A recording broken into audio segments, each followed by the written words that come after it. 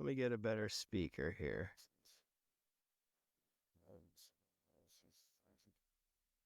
All right. So, well, morning, sir. Good morning. Sorry that was such a pain. We got to figure out. It's got to be easy. It's always something with a computer, isn't it? It's just crazy. It is. It is. Let How me are see. you? I'm well, sir. I'm well. There we go. There we go. That's a little louder. Can you hear me all right? I hear you fine. You hear? Okay. Yes, yes. You'll put this down. All right. I So, play in like 3 weeks. no, you can't do that. No. I know. That busy, huh? It's just been wild. Yeah. Yeah, I hear you. I get lots of time to play with clay, and sometimes I just don't. And I hate when I do that. Hold on, my dog's being a pain. What do you want? Yeah. I love when the dogs go outside and they bark at nothing. Yes.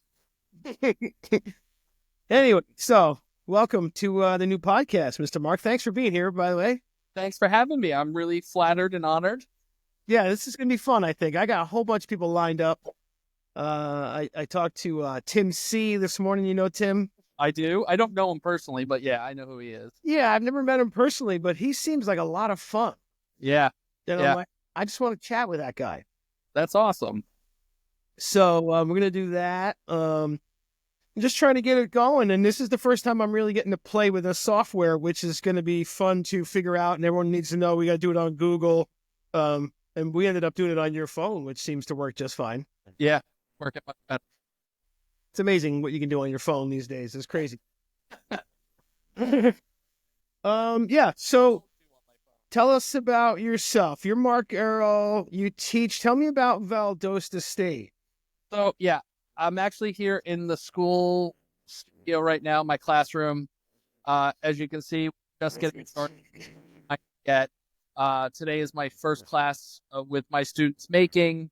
Valdosta State is in South Georgia. We are about like less than 20 miles from the border of Florida. Oh, wow. We are a smallish kind of school, beautiful campus, where we have about, I want to say like 10,000, 12,000 students. Oh, that's nice. Nice and manageable. Yeah, and our art department, about 15 full-time faculty. And then we have about 190 students, I think, in the College of Art, in the art department. And then through the College of the Arts, which is dance and all that, we have a ton of, I think we're in the couple, up in the hundreds and hundreds, maybe even. Oh, very cool. Yeah. You guys have an MFA program? We do not. We are a non-specific BFA program in that our students all get degrees in art. They do not specifically get like a BFA in ceramics or anything like that. We have a BFA, a BFA in interior design we do have, and we are finishing out a BFA in art ed that become an MAT program. I think more and more schools are doing that, right? It's a non-specific degree. Yeah, I mean, it's very foreign to my students when I tell them I have a ceramics degree. I went to SUNY New Paltz for my degree, and I have a master's in a MFA in ceramics also. Ah, SUNY New Paltz. That's up by us. Where is that up here? That's down by the Hudson River by like Poughkeepsie area. Okay. Yep. Yeah. Beautiful campus. I graduated in 2001. I'm 100 years old. I am. Dude, I just turned 54. Congratulations. Thank you. I turned 48 yesterday. Did you? Happy birthday. Thanks. Oh, no kidding. We have close birthdays. When is yours? December 28th. Happy belated. Thank you. Thank you. It's is it just me or is it just it's so weird being this old? Yeah. I don't know. Yesterday felt different than all my other birthdays in that I finally feel like an adult. You know what I tell people? I was like, I don't think it bothers me, but the older I get, the slower I go down the stairs. Yeah. Oh, yeah. Oh, Oh yeah, railings that are like a whole new thing. Hold notice I like started talking to you and I had to take my glasses off so I could see you. on. I was doing some decorating the other day, and I was looking down. My wife was standing there, and I said, "I think I need 1.75s." Uh, Yeah, bifocal, yeah, yeah. total bifocal. But yeah, I No, teach here. Go ahead. but I teach here, and I'm also the gallery director. And so last night we had our Valdosta National opening, which is our 37th annual national show. We had 25 artists from 12 different states. oh, cool. An excellent show. Yep. Dude, you guys stay really busy over there. Hi to Glenn, by the way. Glenn is back in Tifton at our gallery at Plow Gallery. At Plow Gallery. Yep. He's up there running that show. Thankfully, I'd really love to come visit there someday. You gave me a walkthrough one time over the phone. What a beautiful place. Thank you. We feel very fortunate to have that space and be able to do what we do up there. Yeah. And I'll tell you what, man, Glenn's a magician with the camera. It's unbelievable. That's really nice to hear because he doesn't think he does a good enough job for the artist. He cares so much, Yeah. sending the artist well, that, he always feels like, oh, I hope they're okay with it. And I'm like, I think they're pretty cool. I think they're pretty. Yeah, sometimes like he'll put up a picture of a couple of my mugs and I go, God, he makes those look way better than I think they are, Yeah, I totally feel that same way about my work. But all of it, he cares so much. He spends hours a day on it. I want to know how he gets that shiny black surface. That's a cool look. I like think a piece of plexiglass. no, it's actually. I'm not going to tell you how he does it, just because Okay. I don't have permission. But it's Okay, actually good. it is so low tech, it's not even funny. Dude, that's too funny. There was a famous guy back in the day here in Wellsville. Oh gosh, what was his name? Darn it. He was a photographer. And I remember talking to him once and I said, like, how did you do that? And he just said, lighting. Yeah. Like, duh. Yeah. Yeah. You know, I'll yeah, ask I'll ask Glenn and he'll be like, I used a camera. That's it. Yeah. And I'm like, no, you're smart. You see things that I don't see, Yeah. Yeah. Yeah. But that's a nice compliment. Thank you. Yeah. Make sure you pass that along because I love seeing my work when he makes it look better. Okay. So I sent you some silly questions. I got, most of the time we're just going to chat with people. But so you went to school at like you said, SUNY New Paltz. Yep. Did you have any like really great teachers back then that made you love clay more? Or I actually, it's an interesting story. I was in a department that had two faculty. I'm not going to mention names because that's not how I roll, but I will say one of my faculty was less effective than one, and the other one was a guy named Stephen Bradford, and Stephen is now retired from teaching and lives in California, and he was actually more of a sculptor, and he was the kind of professor that I try to be, in that he didn't give me the answers, he gave me more questions. He always kind of probed your questions with more questions so that you had to figure a lot of shit out. Oh, sorry. No, you're fine. Yeah. Okay. No. And I try to use that kind of methodology as a teacher as well, because I think answers kind of stunt the process of growth. Yep. Where questions continuously make you search and ask more and more and more. Yep. And he was super influential on me in that. I'll give you the best critique I ever got from him is I had spent, half a semester or more making a body of work for final critique. And we had our own studios then, and I had it all set up in my studio, and they all came in, the class and the professors, and he didn't say a word the whole critique. Oh, no. Yeah. And I'm like, okay. And the critique was like, it was fair. It was like new work, and it was all the stuff that you wanted to hear. But as he was walking out, he said, I have to tell you, I could care less about the work you make, but I'm really interested in the environment you create for the work and the space you work in. He said, to me, the whole space you've created is your art.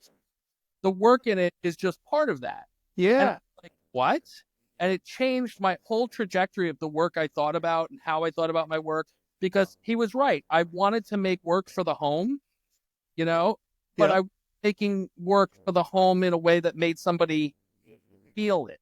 And so he really pushed me to think about environment and the way I like everything you do as an artist. It's not just the work you make, but it's everything. It's you as a whole. Wow. And that was, That's very interesting.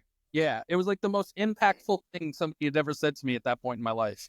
So that's huge, by the way. And speaking of amazing teachers that do the same thing, I called John Gill yesterday. Do you know John? I don't know him, but of course I know who. Yeah, everyone knows John, right? And Yeah. so, I mean, I kind of knew John back in the day. So, he retired and his wife retired, and I called him yesterday and I said, this is Mike Griffin. Do you remember me? He says, yeah, the golfer. Like, I said, oh, great. You remember me, And John has always been this same way. So I haven't talked to him in, I don't know, 15 years. Yeah. And he says, so I asked him to be on the podcast. He said, yeah, I'll think about it. I got people in my studio at all times. It might be tough, but I'll think about it, which is good. It's not a no, And then he said out of the blue, he said, do you ski? And I said, well, yeah, I teach skiing at a little mountain here in the winter. I love skiing. He says, yeah, do you ever worked with porcelain? I said, yeah, I used to work with porcelain. He says, well, people make the bottom of their pieces and stuff all flat, whereas if you look at the landscape of snow, nothing's flat like that, And he says, next time you go skiing, look at your skis as if they're a big metal rib, and you're shaping the snow. Yeah, exactly. I was like, oh my God, you just totally ruined everything and made it better at the same time. Yeah. So that was cool to talk to him. I and that's another reason I'd love to have him on the show, is because he just says stuff like that. Yeah. Yeah.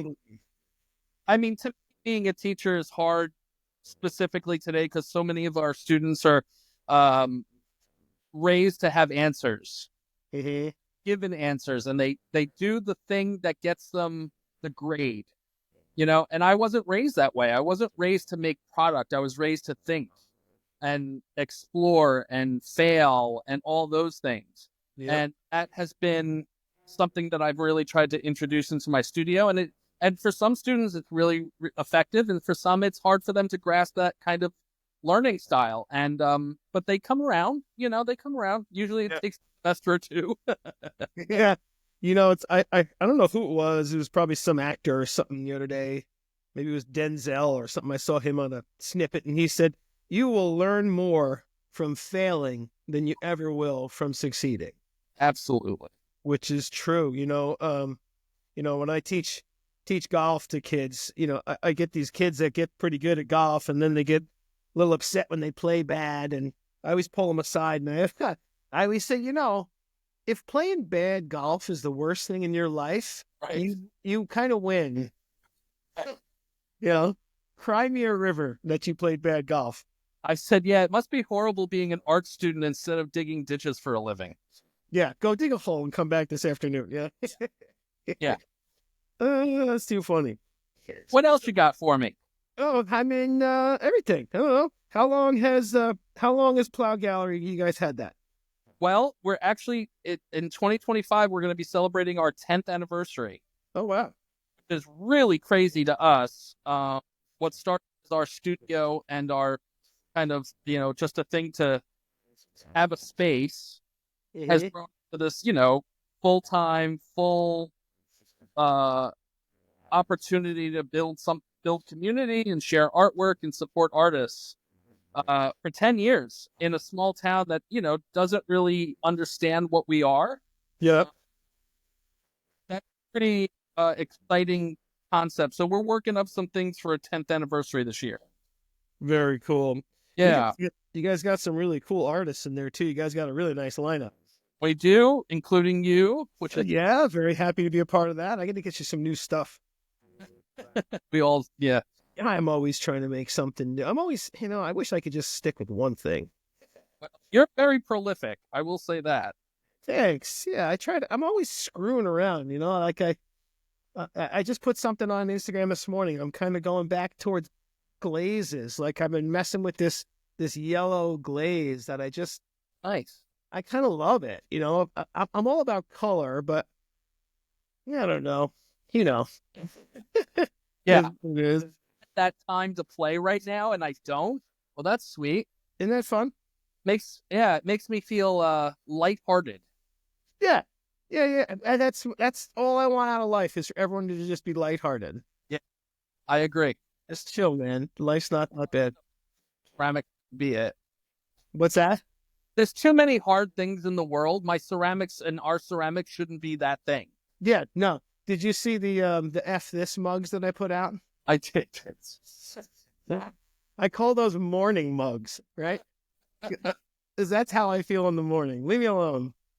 I just went down to the local diner place this morning, and a friend of mine sells the mugs at his cafe there, and he sold 2 of them. He said, "Oh, people love those F this mugs." Do you know Tom Spless? Do you know who that? That, that sounds familiar, but no. He's I think he's still part of the Penland kind of community up there. His wife used to be the director. Okay. And, I remember being at Penland 100 years ago, and he had all these little flipped little cups that he had made. He's a plaster artist. He does some really cool shit with plaster and other stuff. But he had all these cups that had the most horrific sayings on them. And he was like when I first met him, he was like the most distinguished looking gentleman. Yeah. And I was like, oh. And I loved somebody putting out this work that made you go, oh, Yeah. Yeah. There's that one British comedian that's the same way. The guy he's always dressed very proper. And he's always wearing a suit and his hair is always perfect, and he says the most nasty things you'll ever hear. Oh, I love the photo series you've been doing. Gosh, those crack me up. Thanks. That's gotten me in a lot of trouble. I love it. No, that's good. Did you notice my comment? I said that's nutsy. Yeah. That's nutty. Yeah, I started that as a reaction to going out with Glenn to take photos. Yep. Like because I'm not a photographer, but Glenn is, and I love going on photo sessions with him. But I was standing there, kind of watching him doing stuff, and this is over years and years. So when I started that series, it was finally me feeling like, oh, I have something I want to say using this medium. Yeah. I didn't want to put out pictures that I didn't care about. So yeah, that's how you can contribute. Yeah. Well, I'm so happy you're playing with clay. I'm always happy to be a part of that. Thank you for giving me this opportunity. Today we're starting in Ceramics 1 on face jugs. Uh-huh. We're going to be playing with clay and playing with just making pinch pots and clay coil pots tonight just for fun. And there'll be test tiles for the first project. Because a lot of my students have never touched clay before, so it's just going to be a fun night of like introduction to the material. That's so fun. But this will be fun for me to show them kind of like where it can go, because I'm going to make a nice big face jug, during class. Yeah. And it's the start of it. So that's great. It'd be very cool. I love the drawings that you do on some of your work. Did you see the picture I posted of your platter? I might have missed it. I apologize if I did. Yeah, it's got a photo or a drawing of a guy. Is that sgraffito? Is that mostly what you do, or? Yeah, I do like sgraffito and carving and like paint now more. Like, the ceramics that I was turned on to actually pushed me out of ceramics initially. Like, really? Yeah, when I was at New Paltz, it was all wood fire, Japanese, Korean kind of stuff, and I love it visually, and I love the work, but it's not what I wanted to make. And a friend in the department who was a grad student or a graduating student showed me the work of Kathy King. And she was, I think, finishing up her grad year at UF, and she got featured in Ceramics Monthly. Uh-huh. And I was still new to clay. I was actually like my first semester as a BFA. And I saw that work and I was like, wait a second, what? Like I knew about Greek forms. I knew about all the kind of history of drawing on pots, but nothing contemporary. And it just changed everything for me. He literally is the reason I'm in ceramics. Really? Oh, Yeah, hands down. And I mean, if you're at all like, not you, but anybody, you'll see every little bit of influence she's had on me. You know, What was uh, her name? I gotta look her up. Kathy King, she teaches at Harvard. Um, Oh, I think I know her. Yeah. yeah, she's a legend. And then when you start looking into the things that turn you on and reading about that, you learn about who they were influenced by. So she had Mark Burns and George Bose and Matt Nolan and like all these Howard Kotler, Yeah. Kotler. When you say a word out loud and you don't know if it's right, Yeah. uh, but all these artists that were using kind of contemporary LGBTQ plus themes in their work in the '90s were still kind of daring. Yeah. And it was her that I just changed my life. I was actually going to be a metalsmith major instead. Oh, no kidding. Yeah, I was taking both at the same time, and my metalsmith teacher came up to me when I had to choose, and she said, "Listen, I love you, and I would love you to be a major, but you get burnt and stuck in something, and you saw your fingers every damn day, and you're costing me more in band-aids than you are materials." She's like, "Maybe you should stick to clay." Save us both a lot of angst, and here's a Yeah, bit of clay. yeah. And then about 10 years later, I saw her at Penland, and she said to me, "Show me." And I was like, "What?" And she's like, "Show me." I was like, "You have all of those because of me." That's hilarious. I was thinking about actually going down to Penland for a little winter residency just to get away for a couple of weeks. I've heard so many great things about that place. I haven't been there yet. Yeah, I went many times, and I got to be an assistant for the summer for the first month of assisting for Susan Fagan and a bunch of artists like Dan Anderson, Kevin Snipes. Yeah. Uh, God, I had so many. Ronan Kyle Peterson, Oh, a bunch of people, and it changed my life. I literally quit my job and became a full-time focused ceramic artist after going to Penland. wow. Do you know Wei Sun? I do know the work, yeah. Yep, he's a buddy of mine. Actually, here's one of his mugs right here. Um, he lives right down the road from Penland. He does these like Oh, bamboo mugs. yeah, so beautiful. It's just amazing stuff. This is my favorite mug, and it cracked. Wow. So I keep it on the shelf. He's, Handling. he's a Ugh, yeah, right. that's so form meets function. 100%. Yep. And he's just the nicest guy. Him and I walked around in Sika last year.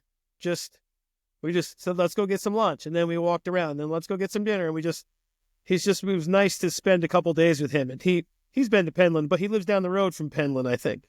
It's a beautiful place. It's a great environment. Um, and I have nothing but positive things to say. But I find that I have just found more of a ease for myself Yep. of teaching when I was at Errol, just because I've never taught at Penland, Yeah. but I'm sure it's wonderful. Errol comes to a place of growth for me, professionally, personally, creatively. I have such an endearing love for that place. I agree completely. So when I was walking around with my son, I already had my workshop scheduled for Aramont, and I said, I really want to teach at Penland one day. And he said, well, come over here. And he said, this is, I think her name's Courtney. This is Courtney, and this is Sue. This is Mike, right? Because he knows them really well. And Yeah. so I just emailed her and said, I'd love to teach a workshop there. And so we're looking at 2027. They stay pretty booked up. Oh yeah, yeah. But I will tell you, I agree with you 100%. Aramont is just home away from home. I love that place. Yeah, it really changed my life, and the people there are incredible. And Yes, I mean, I put that in my little bio thing I put up of you yesterday. That I don't know if you know, but you were a big influence on just my journey in clay. Just with you picked me out of nowhere to go to Pentaculum. Yeah. I don't know where you even found me. Instagram. You messaged me. He said, "Hey man, you ever been to Pentaculum?" I said, "What the heck is Pentaculum?" And no, I can't wait to go back to Pentaculum. Yeah, me too. I'm dying to go back. They just happened. Yeah, the winter one was the first one. Like, that's how it all started. Yep. And then I got asked to do the spring ones and did that for 4 years. Yep. And now they've got a new person coordinating that, and I'm uh, really excited about that. He's going to do an amazing job. It's Malcolm Mobotu Smith. Oh, really? That's who I asked to follow me because I think Yeah. it's just so important. Nice. Yeah, I want to go back so bad. Lynn Habike is doing the winter one right now. Yeah, yeah, Yeah, she's awesome. she is. Yeah, I got to spend a week with her last year when they did when you run when you coordinate the residencies there, they give you a free week also as a coordinator's retreat. Oh, really? And I got to meet her for the first time then, and work with her in the studio was You know what was really fun about Pentaculum was all the other artists were just freaking amazing. I mean, not only was there just amazing clay artists there, Yeah. I mean, but the wood artists, the fiber guys, the jewelry, the glass. Yeah. And you know, it's funny. We were sitting there having lunch one day, and I forget the kid's name. He makes cowboy hats and he makes clothing. Like, what's his name? Shay Bishop. Yes. Oh, he makes amazing stuff. And he's just the coolest kid. So we were sitting there chatting, and he goes, you know what the best part of an invitational is? I said, what's that? He said, nobody's a dick.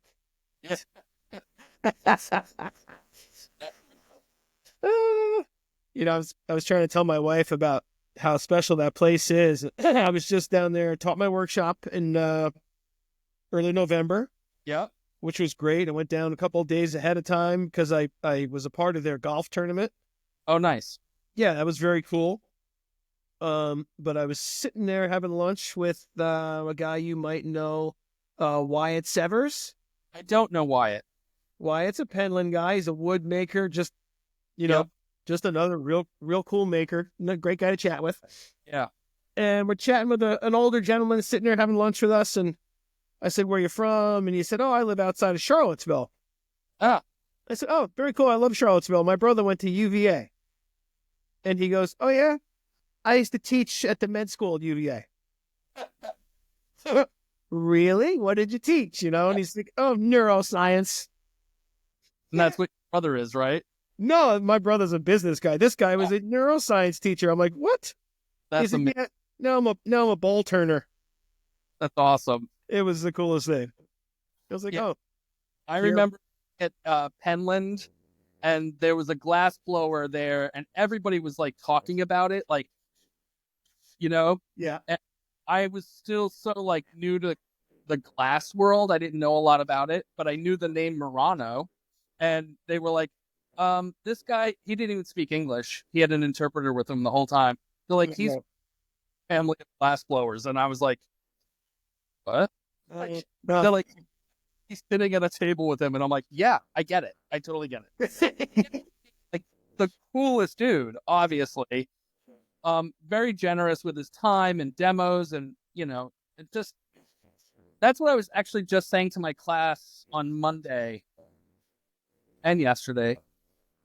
You know, the thing about art is and especially today, is that we are so screen oriented. We are so influenced by what's going on in the world that we see immediately.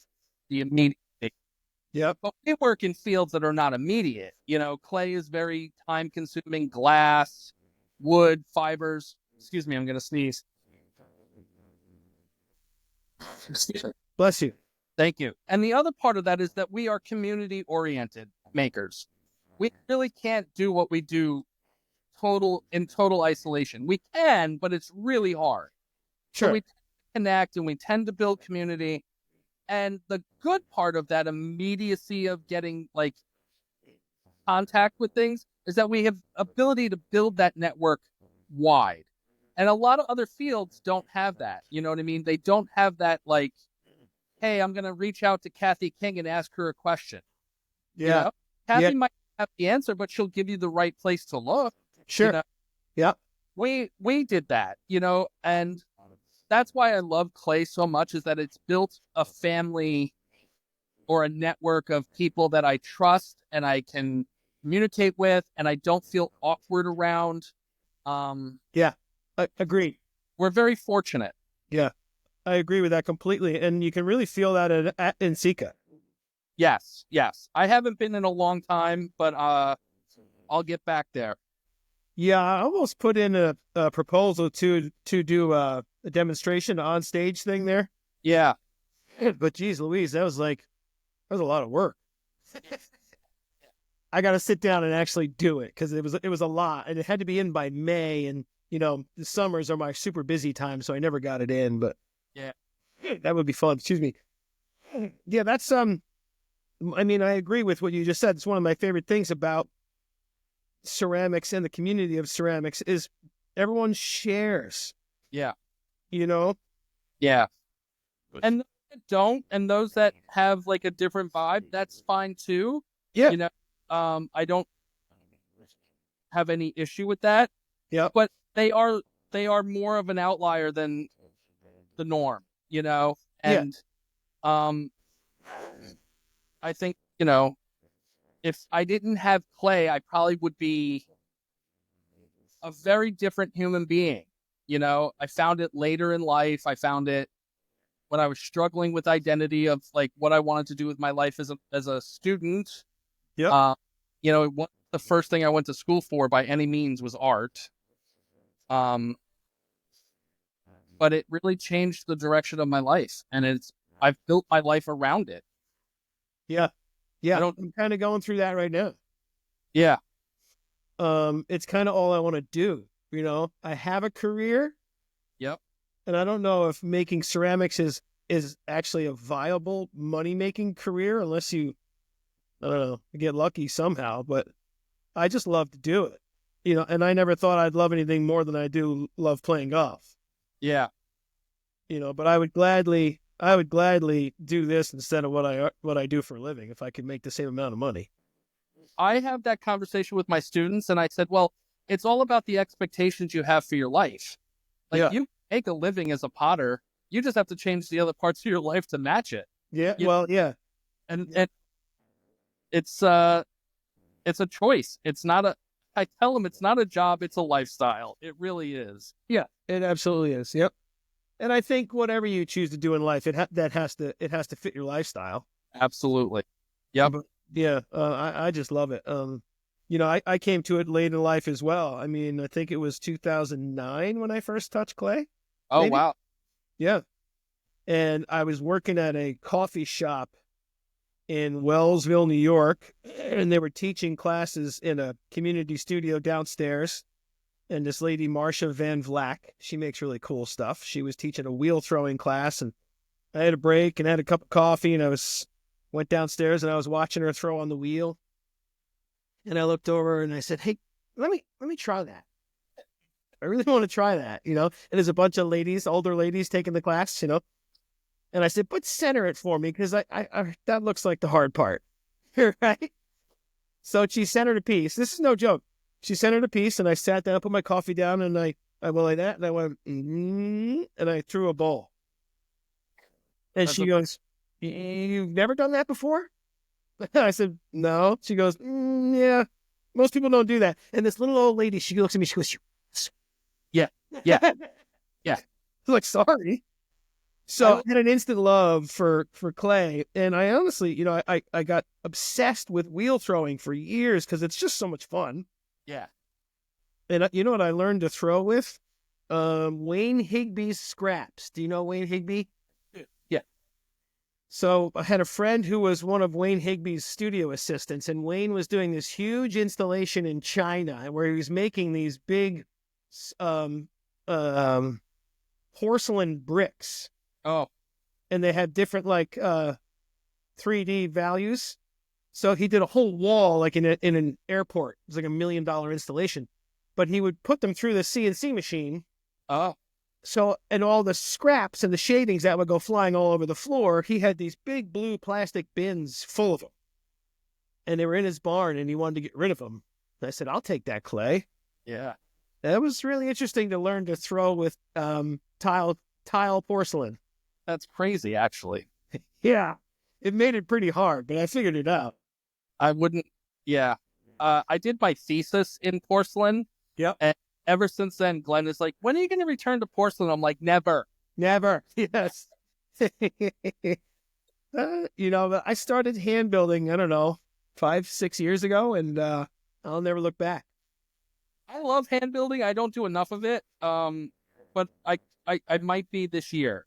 Mm-hmm. I'm moving more out of like making pots. I mean, I love making pots, but I'm getting more into like installation ideas, and which is what I did in undergrad was installation. Yep. I just feel like I have more to say or want to say in creating an environment. Back to that comment about my former professor, like, yeah, I got into play because I like tediousness. Mm-hmm.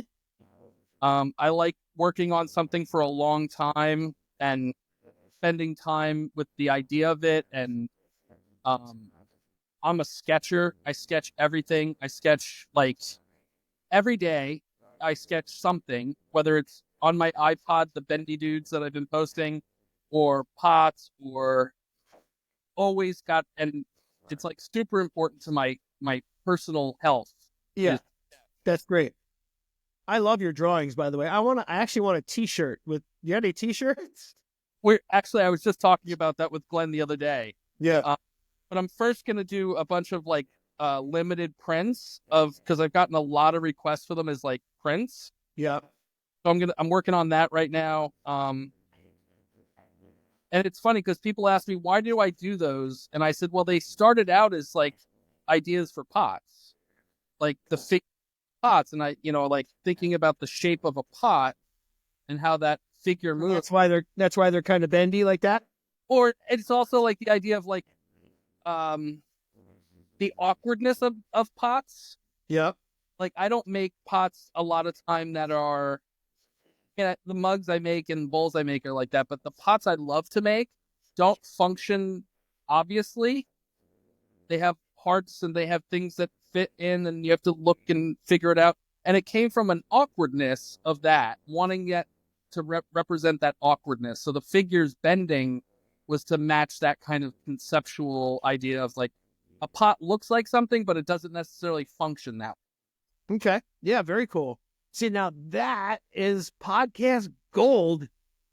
That is exactly what I want to do with people. I want to talk about what you feel and what you think and what you're making. And that's because to me, and there's the selfish side of this podcast. That's what I want to talk about. Yeah. I want to talk to all these amazing artists. Tell me what you're thinking. What are you making? How'd you get there? It's just so cool.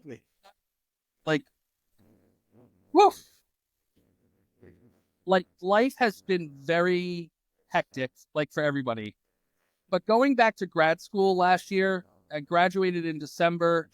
That was a huge, like, milestone mentally for myself. Like, back to grad school, work full time, run 2 galleries. Wow. It was really hard, and I just knew I didn't want to give up my practice.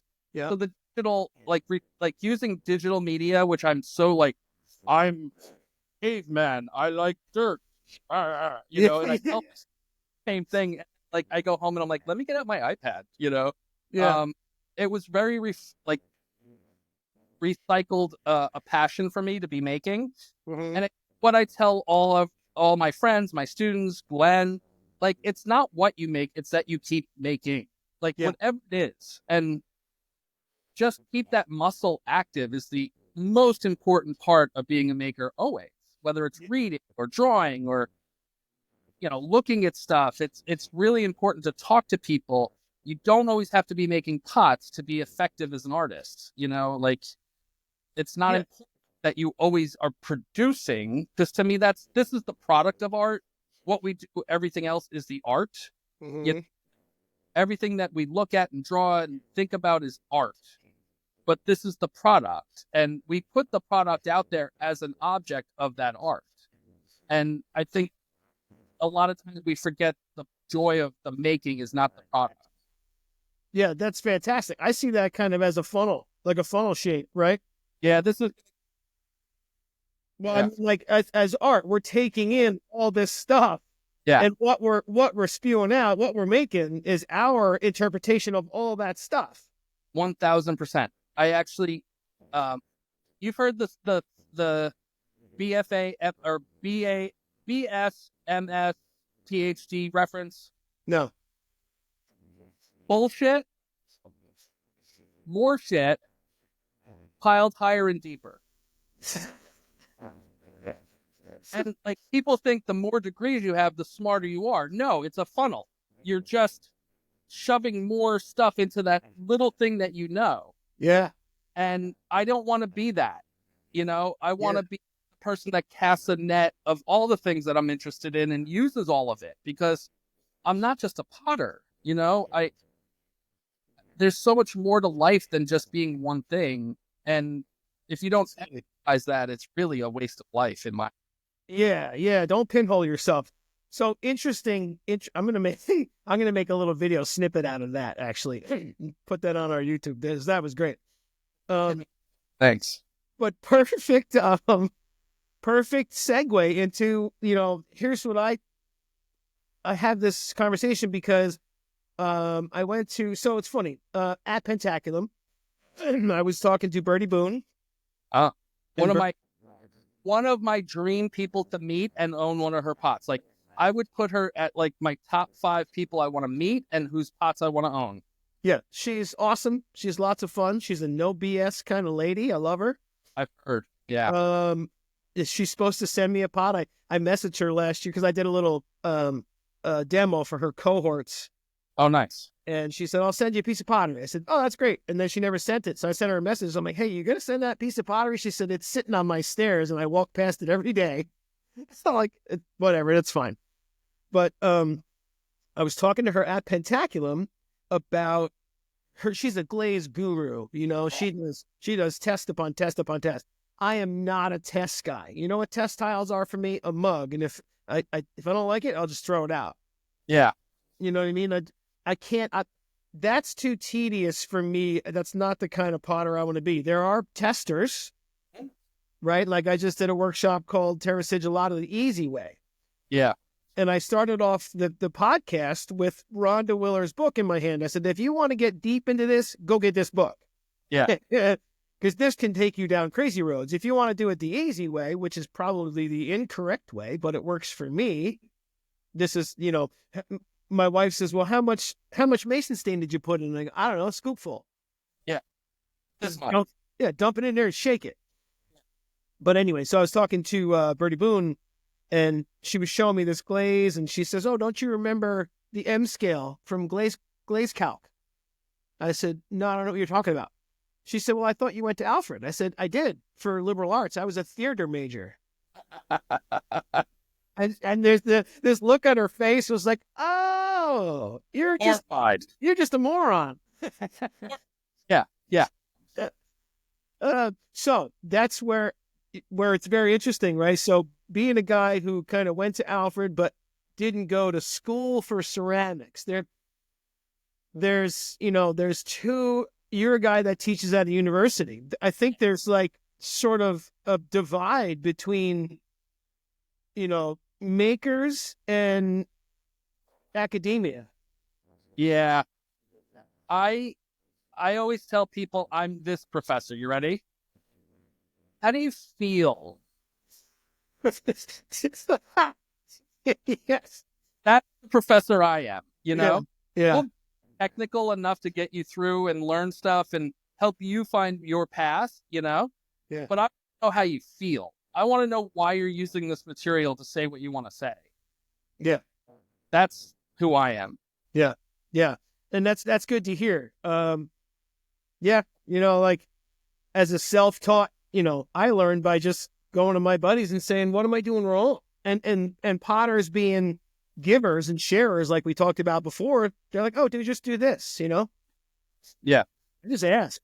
I mean, I can do it all. I just choose not to, and I mean, I've fired all sorts of kilns. I've made all sorts of clay bodies and glazes over the years, but it's just not what excites me. And at a program here that doesn't support that, in the sense that I have students who are wanting to learn ceramics, Yeah. but I don't have a lot that want to be potters or ceramic artists. Yeah. And I have a few that have gone through the program and are now actually doing ceramic related things. And one of them just applied to the Errol residency, and he's like just a star student. And there's a bunch of them within this like cluster of students. But I spend more time with them now outside of school on that stuff than I did when they were here, because when they were here, they were worried about photography. They were worried about printmaking. They're worried about computers and art. They're worried about art. It would just be too much to be like, we're going to spend a whole semester on chemistry. They just wouldn't get it, and they wouldn't enjoy it. And I want to be lifelong enjoyers of the material versus like make them hate having to come to class to do chemistry all day. Well, sure, yeah. I mean, well, look at med school. That's the class that most people fail out, is the chemistry class. Yeah. You lose so many doctors because they can't do the chemistry. I remember, did you ever hear of Freddie Fredrickson? No. Freddie's, he's the kiln maker for Bailey. Oh, got it. He taught, he taught kiln making and whatever else at Alfred for 40 years. Okay. Good buddy of mine. And I asked him one time, I said, hey, Freddie, what's the difference between a ceramic artist and a potter? Yeah. And he said, well, potters will hang their tools on these little nails, and ceramic artists just throw them on the floor. Yeah, that was it. Yeah. That's the perfect answer. Yeah, yeah. You're the same age as me, basically. I am so much more interested in the person than what they create. Like I like pots, but I want to know why you make those pots, because life is so homogenized in so many ways. We've become so focused on such other things that, like, what you make uniquely you by yourself, like as an artist. Yeah. I want to know why you're doing that. Hence the podcast we're on. Yeah. Yeah. I had something I was gonna say. So about the funnel, right? So all those things like you were talking about, you can do all this chemistry and all this stuff, but it all comes down to just making what, like for me, do I want to do soda salt firing and wood firing? Yeah. Yeah. That's fun as hell. Yeah. But that's a lot of money and a lot of work, and I feel like I am whittling it down to what works in my life, and what sells. Okay, so that's important to you. Yeah, not really. I mean, people are like, well, where do you sell your work? I'm like, I don't really know.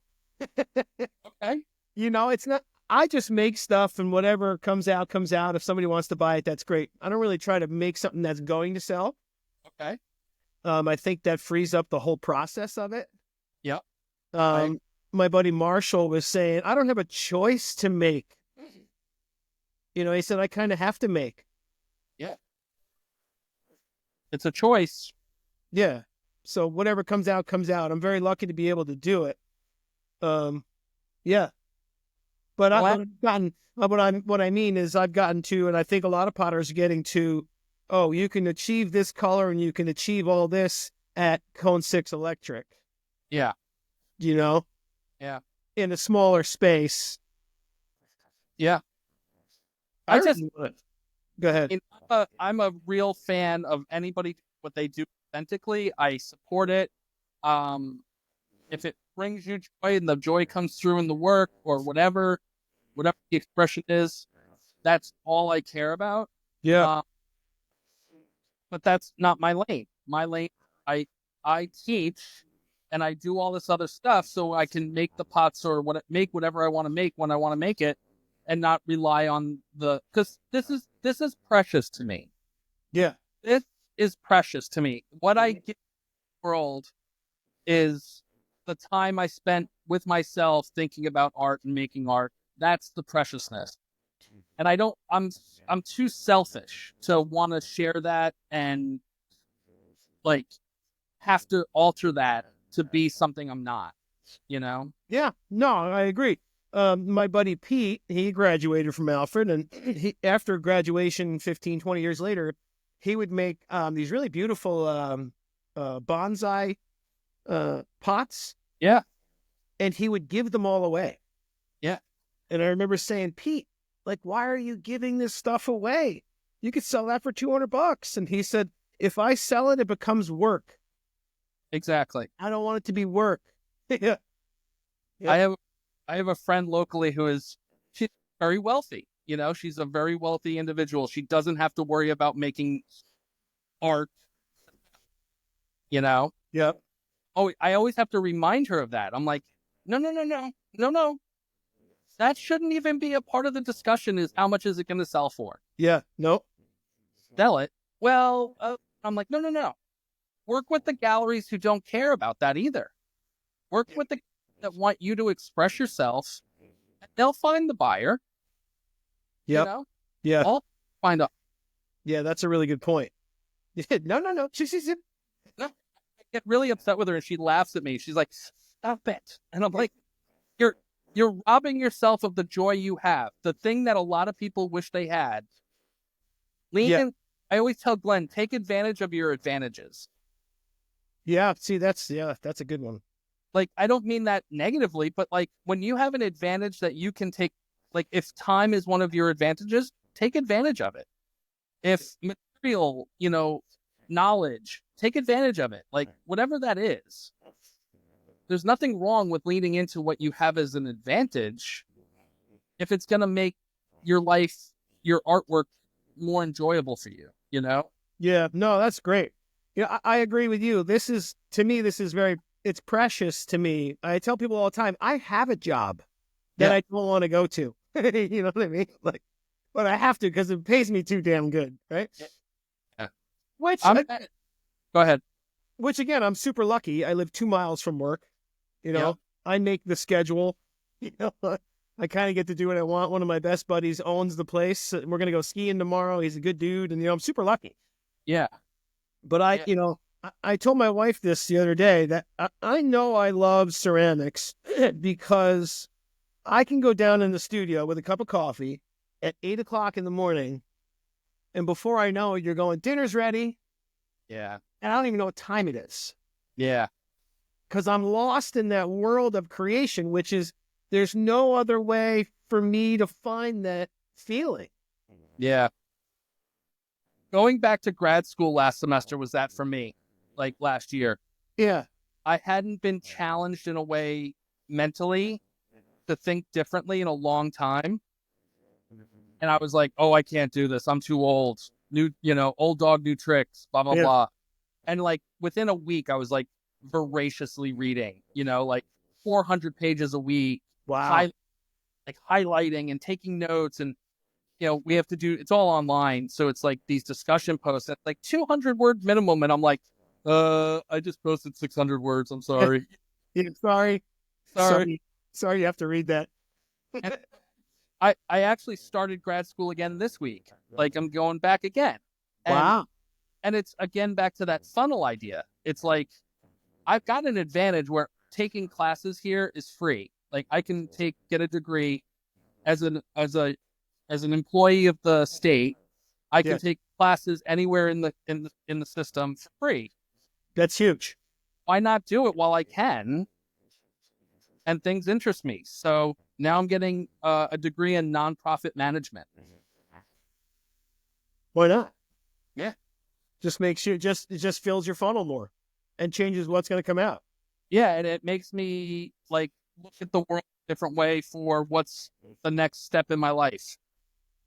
About 8 or so years ago, I said to my buddy Pete, the one who made gave away the pots, I said, I was thinking about going back to Alfred and getting a ceramics degree. And he said, why would you go to school to learn and make and sell ceramics? You already make and sell ceramics. I said, I don't know. I want to fill my funnel, Yeah. I kind of should have, but. Do you know Reason's work? Who's that? Emily Reason? No. Oh, write her down. She's she's up there in my book of like badasses Can you and spell her last name? reason. Like, I have a reason for this. Oh, yep. She's written books. Like, she wrote a book a bunch of years ago. She used to be at the Marshall, North Carolina studio, like the Marshall High School studio space. Oh, yeah. She had a whole career when I met her. She had already like written a book, had galleries. Like, she was doing what I thought was like where I wanted to be. I was assisting her at Aramont or at Penland is how I met her. Yep. Lindsay Rogers. Lindsay and I were her assistants. And I I- remember her and I were talking, and she says, I'm thinking about going back to grad school. And I'm like, why would you do that? Yeah. You know, like, Yeah. you have it all. Yeah.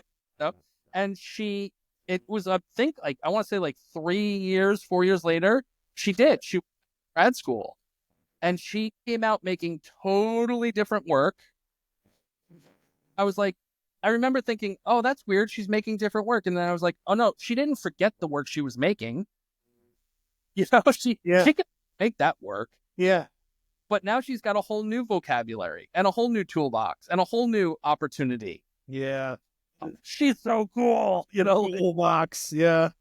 Yeah. I got to look her up. Speaking of Lindsay Rogers, I got one of Lindsay's plates right there. Nice. That's it. Matter of fact, we got that at Pentaculum. And I see a Sam Chumley piggy bank. Yes, my kitty. How cool is this guy? Yeah, I have one of those too. Dude, Sam and I traded. I made him a vase or a jar. I love Sam. Oh, isn't he the greatest, dude? He's coming on tomorrow night. Tell him I said hi. I will. You know, I surround myself with work. You know, there's some tiles from Austin Coudray. You know, this artwork I got from a local artist just kind of spoke to me. A couple of prints from a lady. You know, it's all inspirational. I love having it surrounded by it in this room. Yeah. So when are you going to move to Alfred? Never. Well, shit, that was quick. Next subject. But I am, Yeah. no, it's actually not true. I am seeking opportunities as I get older to move out of the classroom and more into the museum curatorial kind of venue. Hence why I went to school. Yep. Love teaching, don't get me wrong. But I just know physically, like, I don't have the body for it forever. Yeah. And I think students deserve like the faculty that does. So I'm always like looking for opportunities to push myself in different directions. So I will never say never. Mhm. Has to be a thing because I have a really sweet gig here. Yeah. I work with the greatest people. I always feel like super fortunate that I work with 15 other artists that I'd want to hang out with. Yeah. Yeah. You can't beat that. Yeah. No, but good for you. What a great place to be. Yeah. I mean, I work with amazing human beings that are my friends. They're my colleagues. They'll call me out on my shit. They'll support me, you know, like, it's just awesome. I feel super lucky. That's fantastic. I mean, you get to work with family and friends and artists that you respect too. Like, Yeah. I mean, shit, you can't ask for any more than that. No, you I can't. actually drove up to Syracuse the other day, because I get a glaze from Clayscapes Pottery up there. Okay. And, you know, I was going to order 20 pounds of it. And I'm like, you know, it's 2 hours to drive there, an hour and 40 minutes, or I can spend $45 in shipping. So I'm like, I'll just drive up there. Yeah. And when I was up there, I went to the school and saw Austin Riddle. Do you know Audie? Yeah. I don't know him, but I mean, legend. I met him at Pentaculum. Cool. Very nice guy. Actually, at Pentaculum, it's funny. I probably made 30 pieces just sitting there making all week. He worked on one handle the whole week. It's a really good handle. I'm not shocked. Yeah. Have you been? Which one? Have you been to the Everson Museum up there? No. Go. In Syracuse? Yeah. No. Okay. Sweet. Shit, I should have went when I was up there the other day. Louise Rosenfeld. Do you know the Rosenfeld collection? Uh-huh. They're opening a cafe called Louise's at the Everson, and it's all her pots, donated pots. And you go in and you order off the menu, and you pick the pots you want it served on from her collection. Stop it. Yeah. Oh my God. Speaking of something like that, I went to when I was down at Errol, I went over to Bill Griffith's house. You know Bill. Bill's a good friend of mine. Yeah. I love that dude. Of course, I mean I could geek out in his collection forever. But we were making coffee and he said pick a mug. Yeah. His mug shelf, and I said, well, that's an impossible ask. You can't tell a potter to pick one of those. Like, yeah. Susie Lindsay, you know Susie Lindsay's work? Yeah.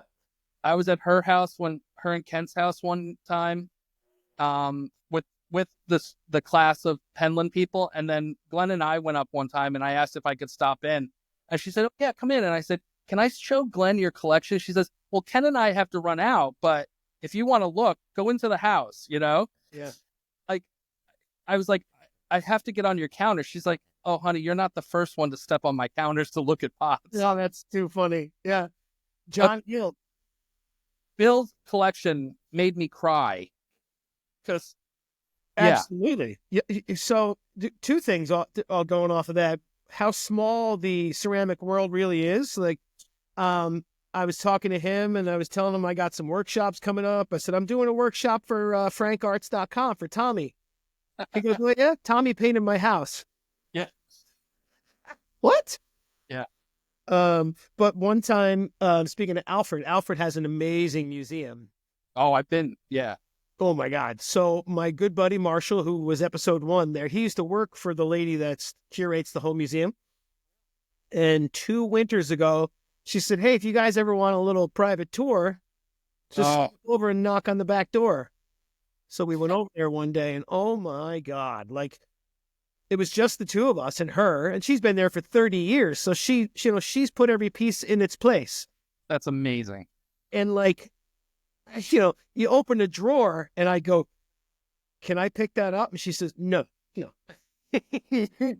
Step back. She said, some people cry. Some people get emotional in that place. There was a Picasso picture. I said, where the hell did you get that? Yeah. I was at Bill's because he asked me to kind of help him when he was thinking about like donating his collection. So I came over and we had 4 hours with his collection. But I remember walking in and I don't know if he had them when you were there on his counter, but the Giselle Hicks baskets with where they sit in there. Yeah. 2 objects. I show those when I teach pinching and coiling. I show Giselle's work. And I always tell my students, if you buy me those, I will pass you flat out. You want an easy A? Yeah. Whenever they're out for sale, I can never afford them or like they're snatched up. So I walked into Bill's house. They're the first things I really see. And I said, Bill, I don't know if we've ever discussed payment for this, but I'll take those Giselle Hicks pieces. That'll work. Get out. Actually, I got him coming on the podcast here pretty soon, too. I love Bill Griffith so much. Yeah, wonderful guy. Nick DeFord is, Lindsay took over there. Yes, he did. She did, yep. So that's some for her. I'm excited. What a perfect spot for her. Yeah, she's perfect for that job. Yeah, where's Nick going, speaking of great guys? From one of the things that I heard, he was just interested in getting back in the studio. It's so good, yeah. Just to that place. I would think working at a place like that is kind of like me at the golf course. I tell people, I said, sitting in this pro shop when it's a 75-degree day out, it's like being a crackhead without a lighter. Yeah. And just sitting there going, I want to play golf. Yeah, exactly. It's hard. Nick is he was a very transformative person for Aeromont, for hundreds and hundreds of artists. For me personally, And nothing in this world makes me happier to hear that he is giving back to himself for some time. Yeah. Well, yeah. Yeah. Well, I mean, as a maker, you know how the feeling of when you don't have time to make. Yeah. It's excruciating. It's kind of like, and I'm getting that way. We were talking earlier about work, right? I'm getting that way at my job. I'm getting resentful. Yeah. Because I want to be here Yeah. with you, you know? Yeah. So, If I teach, I would probably feel that way. You know, if I didn't get even just little tidbits of time with Clay every day because of teaching, I probably would have that. I do get like, oh, I wish I could be making. yeah. Fridays and Saturdays, I'm at Plow, you know, and as time allows, I make. And if I don't, I don't. Yeah. I can't be mad about the life I created. Yeah. Yeah. Yeah. Yeah. Good point. Yeah. Yeah. You know, I've been sober 22 years now, 23 years. Congratulations, that's huge. Thanks. Thanks. And I remember a friend of mine in the meeting one time, sitting in the meeting, he said, "My best thinking gets me here." Right? He said, "So, you know, I got to let somebody else do the thinking for me, or I end up in bad places." So, yes, you know, yeah, don't be mad at the life you've created for yourself, I guess. Yeah. Shoot, that's a shitty way to live. I worked a really long time to be able to stand here and talk about the thing I do. You Yeah. know? You know, my wife's always like, "You want to go do something?" I'm like, "No," you know, and she's like, "You're so lame." I said, "You know, I've waited my whole life. I've worked my whole life to be able to sit on this couch." You know Yeah. what I mean? I finally have a house and a home, and, you know, and we can sit in the hot tub, and I want to stay home. Yeah. I don't want to be at somebody else's house. I feel bad for Glenn because Glenn has such a hunger to be making and doing, but he runs the business now. And we live in a place that doesn't have easy access to what inspires him. You know, like, Sure. we can't just, like, we have to drive 2.5, 3 hours to go to Atlanta, or 2.5 hours to go to Jacksonville, or, you know, so we we live in a very isolated kind of place. So we had to create what we wanted. You know, we had to create the thing that we wanted to see every day. Yeah. But stimulate that, and to keep that viable, you have to go and do things and make, and that's kind of where we're at now. Is like, you know, we took our first vacation 2 years ago after like 9 years of basically dedicated to what we do. Yeah. You know? And now we're really building in, like, we're going to see a concert for the first time in like 12 years. Yeah. Like, doing those things that we never did before because we just were so dedicated to trying to keep the doors open. My wife got me concert tickets last year. We know we live 20 minutes from this place called CMAC, and they had these lawn seats. They're like $35-$40, and you can link it and sit on the lawn. I said, "Honey, I'm going to fall asleep in 20 minutes. The show starts at 9 p.m. Like, who goes out that late?" Yeah. You Yeah. know what I mean? Was it a concert? No. But what you said was very interesting. Like, you didn't have what you around your area to fulfill you, so you just made it. Yeah.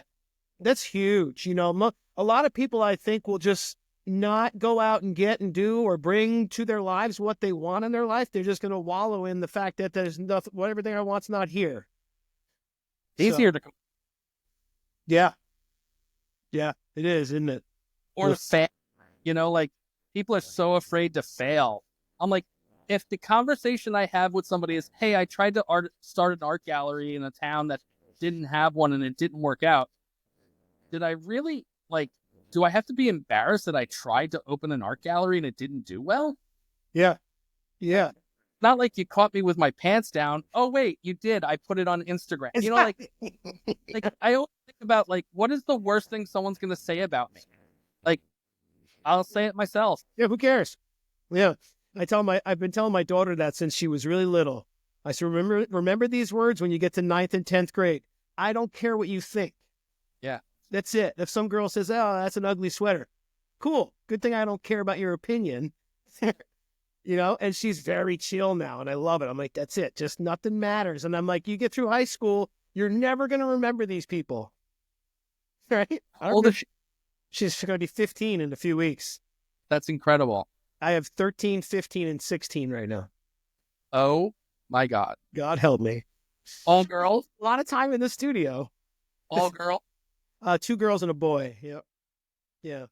My daughter and then my new wife's her late husband, he died. He died of cancer at 31 years old. So sad. Yeah, it was super sad. So I got 2 stepkids who are they're just wonderful. We're having fun. That's great. Yeah. Well, we're at our time. You got to go teach a class and go do something. I got plenty to do. Well, I really appreciate your time, Mark. It's just awesome talking to you, and I really appreciate you. Like, you introduced me to people that I'll know for life and places I'll love for life, and I owe you a great debt for that. I appreciate that. Just spread it like it's, seasoning on a steak. Just make sure it flavors everything you walk into, That's what I'm trying to do. Hence this podcast, and like you said too, like what's the worst that can happen? It doesn't work out. Yeah, I think it's gonna be fun. I Well, thanks, man. I appreciate you very much. And say hi to Glenn for me and make sure you tell him about our photos because those are amazing. I will. Thank you again. You got it, man. Have a great one. See you, buddy. Bye, friend. Bye.